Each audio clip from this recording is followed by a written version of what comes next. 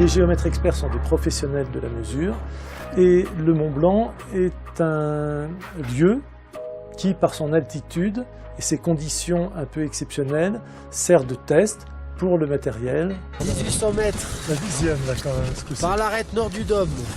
Je m'appelle Philippe Borel, je suis géomètre expert à Annecy depuis 27 ans. Je coordonne l'équipe qui va faire la mesure du Mont Blanc. Au départ, c'était ce pari matériel, c'était un peu le début du GPS quotidien dans nos cabinets. On avait envie de tester la précision et de voir un petit peu ce qui pouvait se passer. C'est une mesure que nous faisons depuis 2001, ce sera la 7e édition, nous faisons ça tous les 2 ans.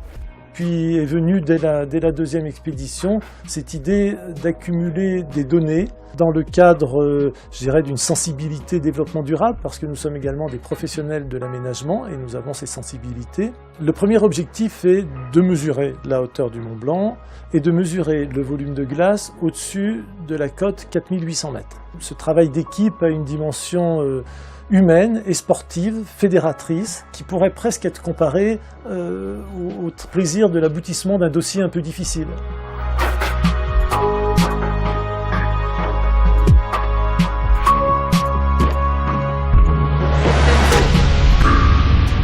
Avant de monter au Mont Blanc, la première question qu'il faut se poser, c'est est-ce que physiquement je suis prêt et est-ce que mentalement je suis prêt à souffrir aussi un peu, parce que même si on est prêt physiquement, c'est pas facile. Je m'appelle Paul Chambon, je suis responsable technique au sein de la société Hexagone depuis 2008. Donc, le réseau Terria, c'est un service de positionnement de haute précision par satellite. Donc, que ce soit GPS, GLONASS ou Galileo, c'est des systèmes de constellations satellitaires qui permettent un positionnement pour un GPS de voiture, par exemple, d'une précision en gros de 5 à 10 mètres. Et nous, avec les corrections qu'on apporte en temps réel, c'est d'arriver à une précision de l'ordre de 2 à 5 cm en positionnement.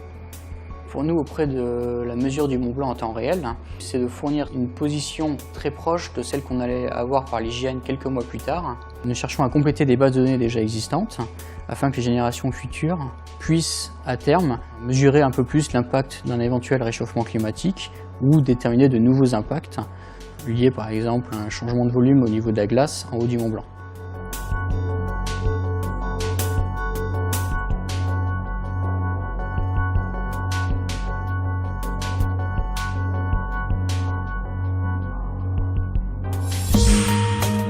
Aujourd'hui, on a miniaturisé les instruments, ils sont portables, ils résistent au froid, ils résistent au vent.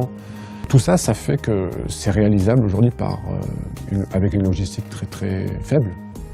Alors qu'on pourrait faire ça il y a 10 ans avec une logistique énorme. Il faudrait presque l'armée pour déposer tout ça en hélico.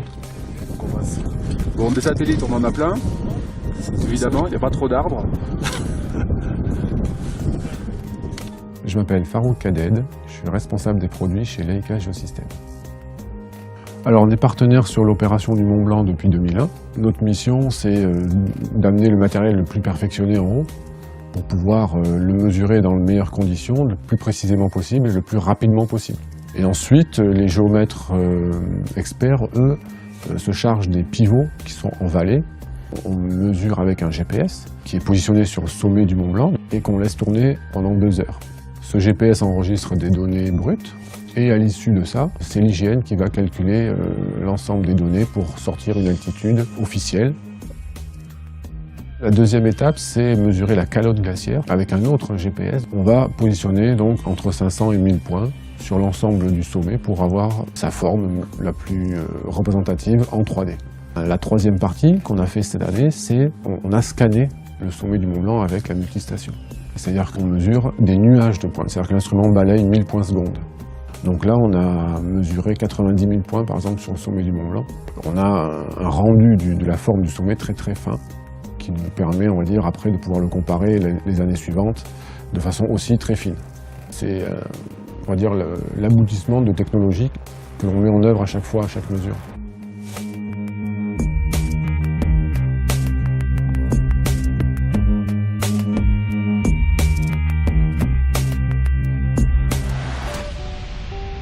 Modéliser un MNT du Mont Blanc ou modéliser le MNT d'un projet de terrassement dans le but de faire une route, techniquement, il n'y a rien qui change. Mais après, c'est juste un peu exceptionnel de modéliser le Mont Blanc sur son ordinateur. Je m'appelle Guillaume Levrel, je travaille au support technique de GeoMedia depuis 2009.